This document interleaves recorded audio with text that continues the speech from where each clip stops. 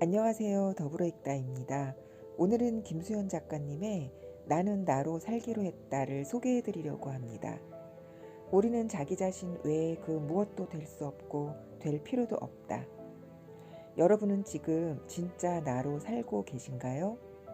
저는 여러분과 함께 이 책을 읽으면서 지금 현재 나는 진짜 나로 살고 있는지 한번 생각해 보고 김수현 작가님의 책을 통해서 혹시 그렇게 살고 있지 않다면 그렇게 살 수 있는 방법을 같이 함께 배워보려고 합니다.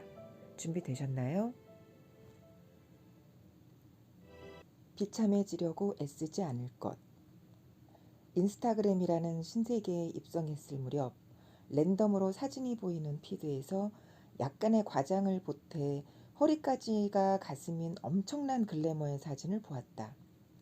그녀의 인스타그램에 들어가 보니 말로만 듣던 럭셔리 SNS였다. 예쁘고 몸매 좋고 명품을 휘감고 늘 해외여행 중인 여자. 하지만 나에게 문화 충격을 준 것은 나와 다른 그녀의 삶이 아니라 그녀의 수많은 팔로워였다. 도대체 그 많은 사람들은 왜 이 여자의 삶을 들여다볼까?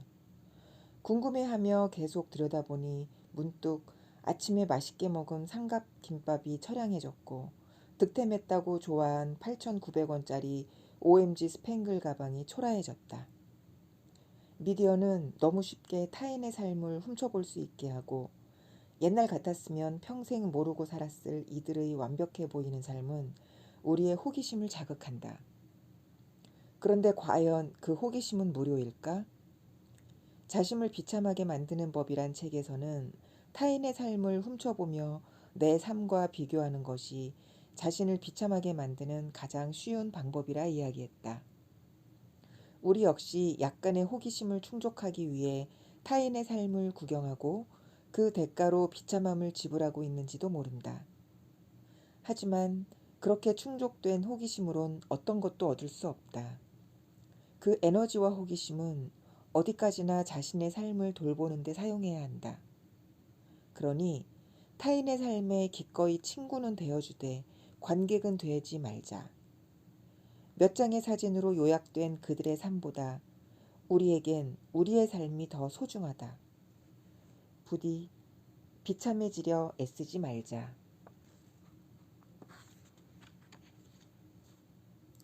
인생에 지나가는 사람들에게 상처받지 않을 것. 나이를 먹으며 절감하는 건 언제 밥 한 번 먹고 싶은 사람들조차도 시간을 내서 보긴 어렵다는 사실이다.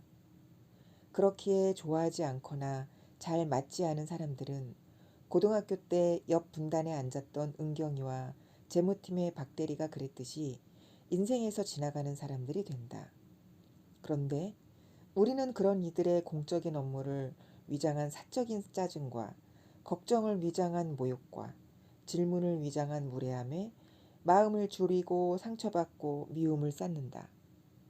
하지만 월급의 2배짜리 명품백만이 낭비가 아니고 연예인 걱정만이 낭비가 아니다. 우리의 삶에서 곧 사라질 존재들에게 마음의 에너지를 쏟는 것 역시 감정의 낭비다.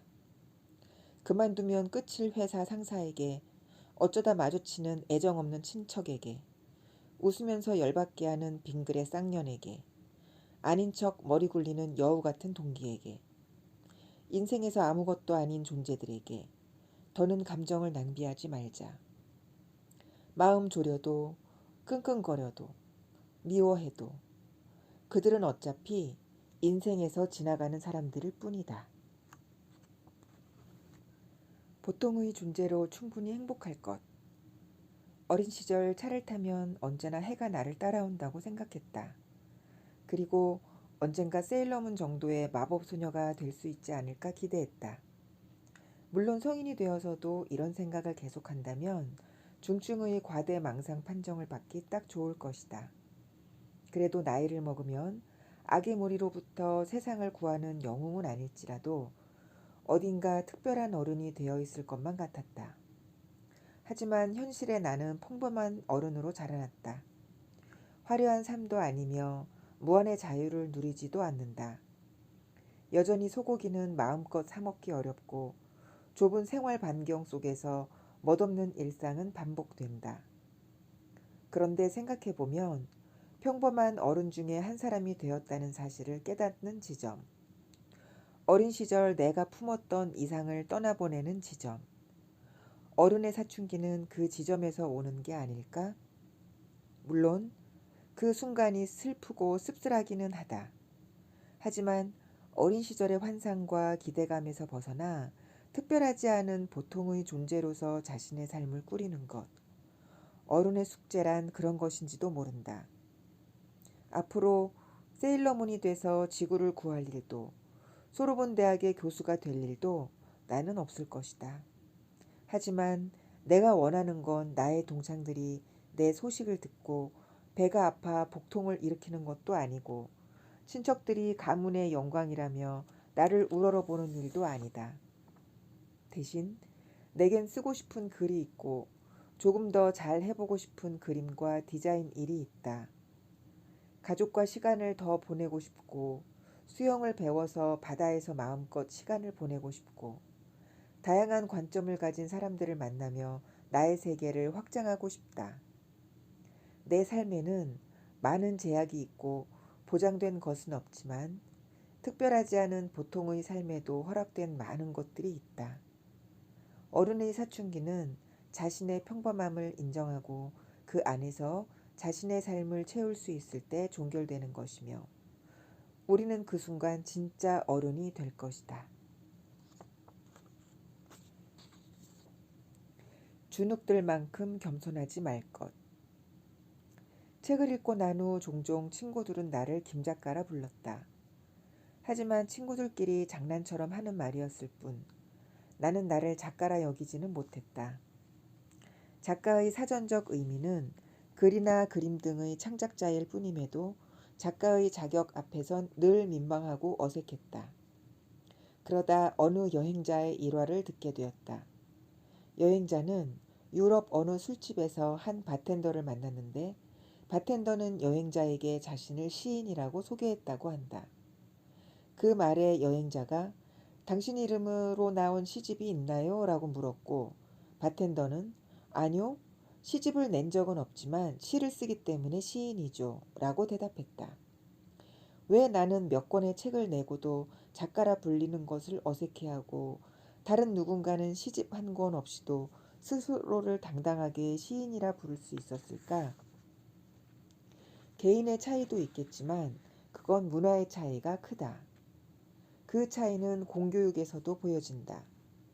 개인의 개성과 자율성을 중시하는 서양에서는 자신을 특별한 존재로 여기는 것을 중요하게 가르친다. 실례로 생각의 지도의 저자 리처드 니스벨이 밝히길 그의 고향에서는 교육의 목표로 지식을 전달하는 것과 자존심을 심어주는 것 중 어느 쪽이 더 중요한가에 대해 논쟁까지 있었다고 한다.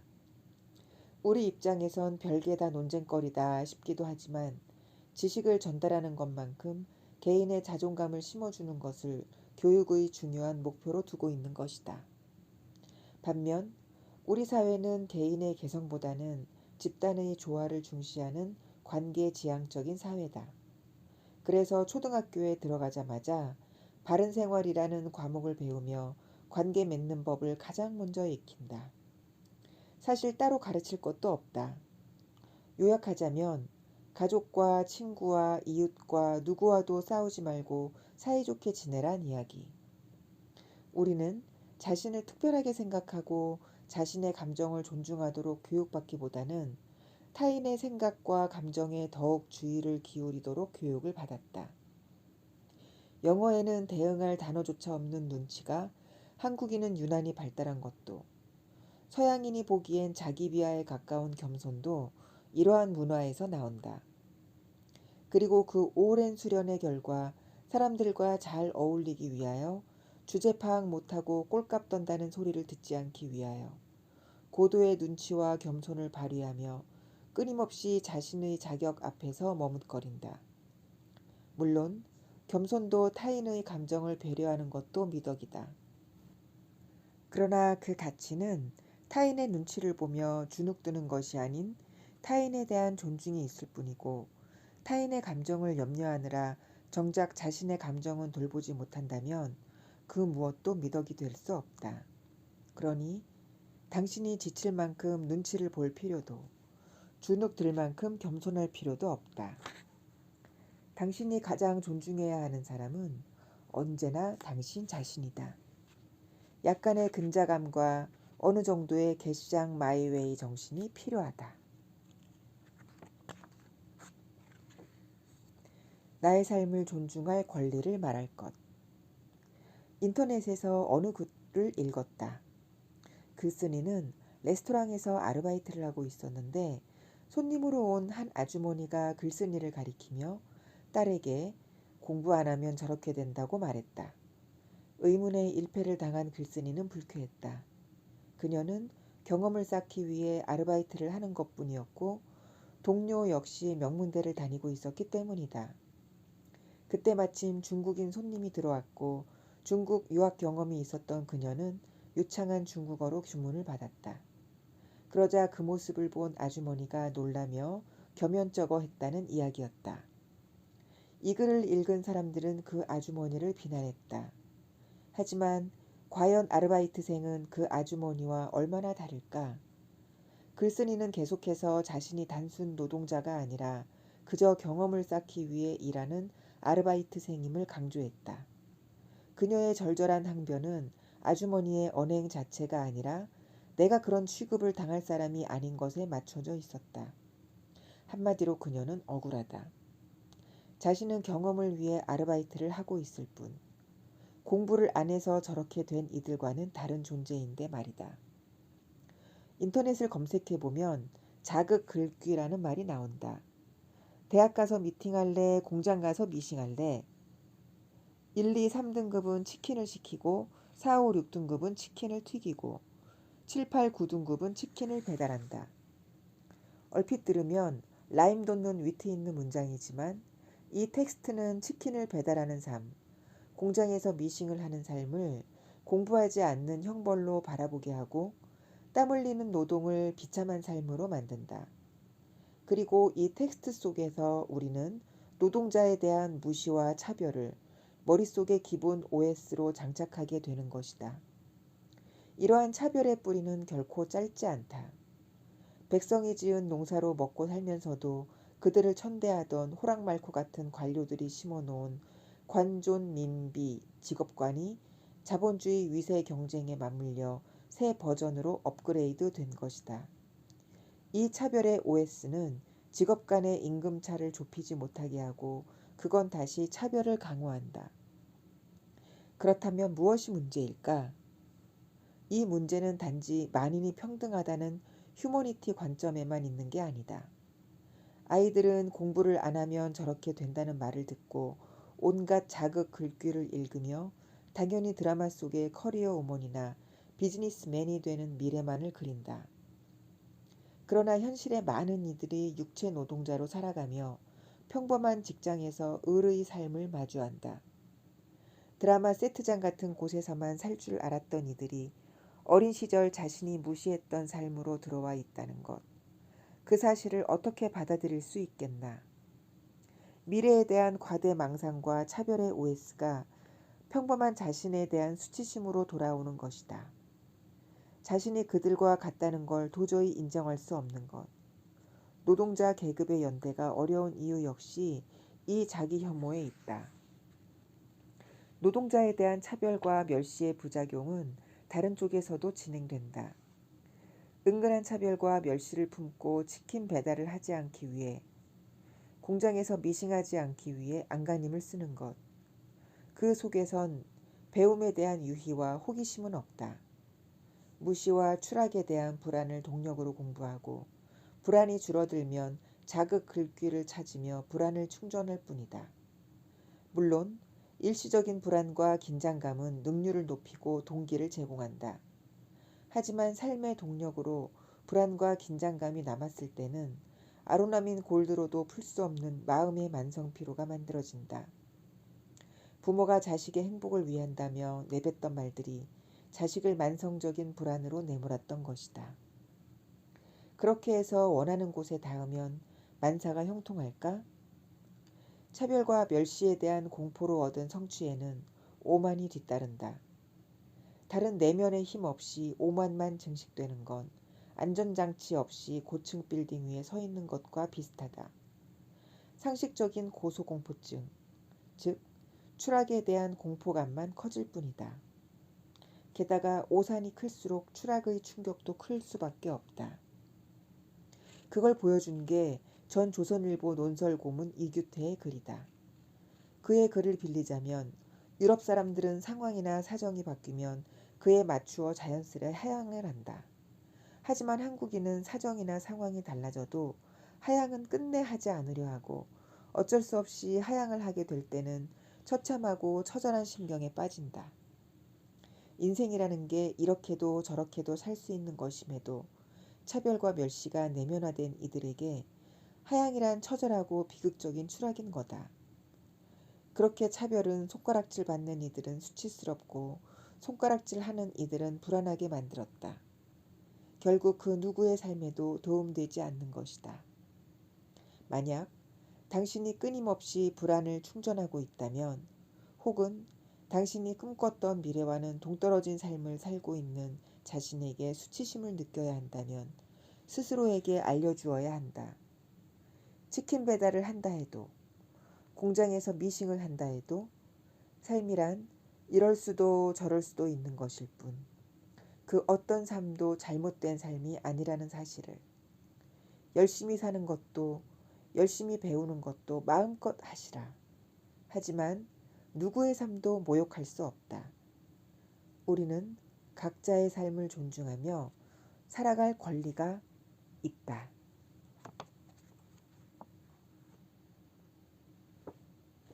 당연했던 것에 질문할 것.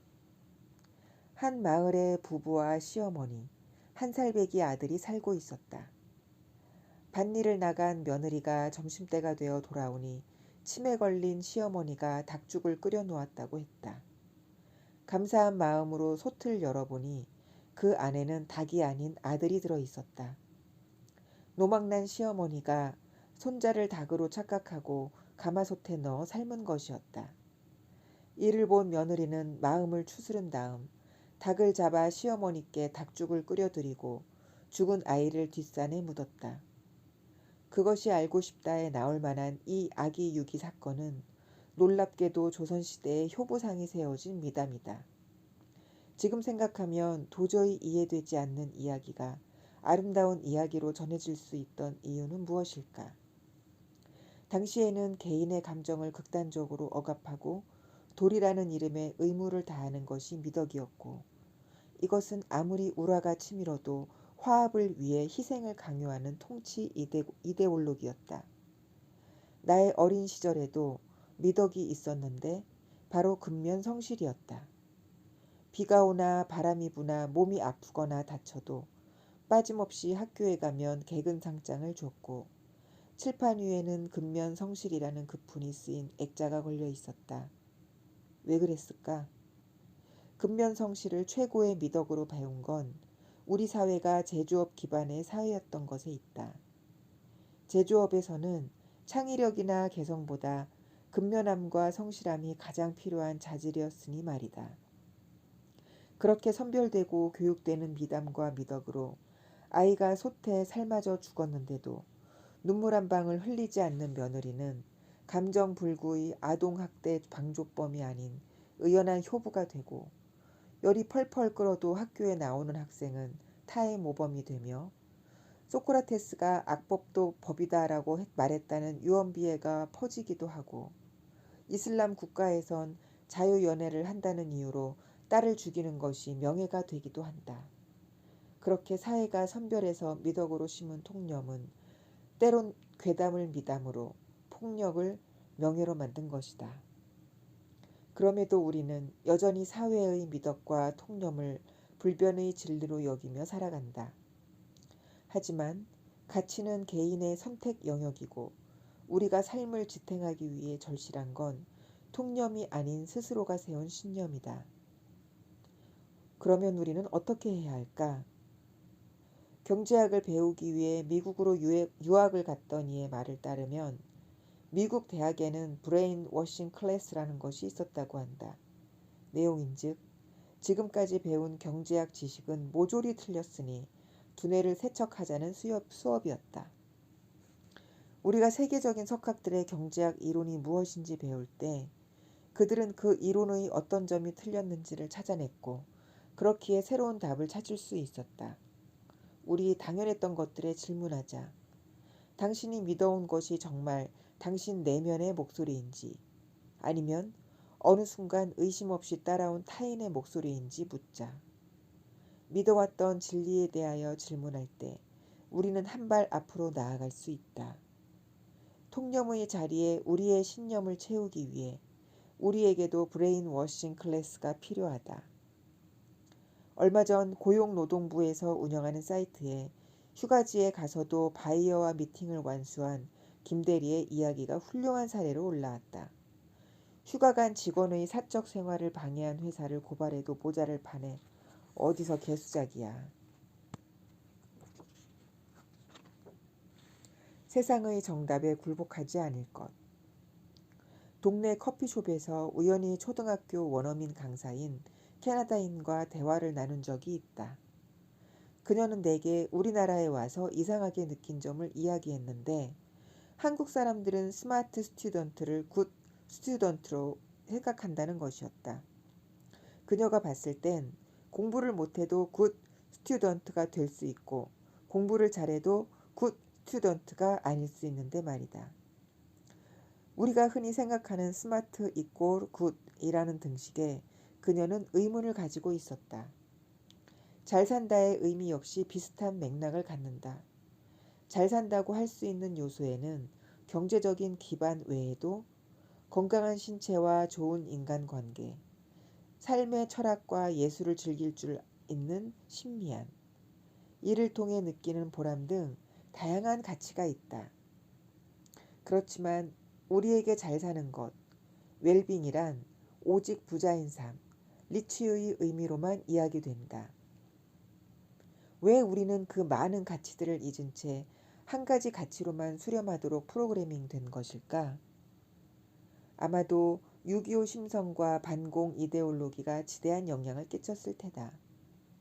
더는 침략당하지 않고 절망을 대물림하고 싶지 않았던 6.25 심성은 두발 단속과 통금 시간이라는 군대식 문화와 획일화된 통제를 따르게 했고 반공 이데올로기는 다른 답을 논하는 것 자체를 불순하게 만들었다.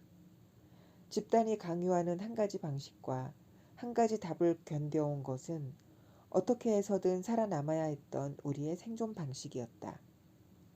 이렇게 뿌리내린 생각의 방식은 몇 세대를 걸쳐 이어졌다.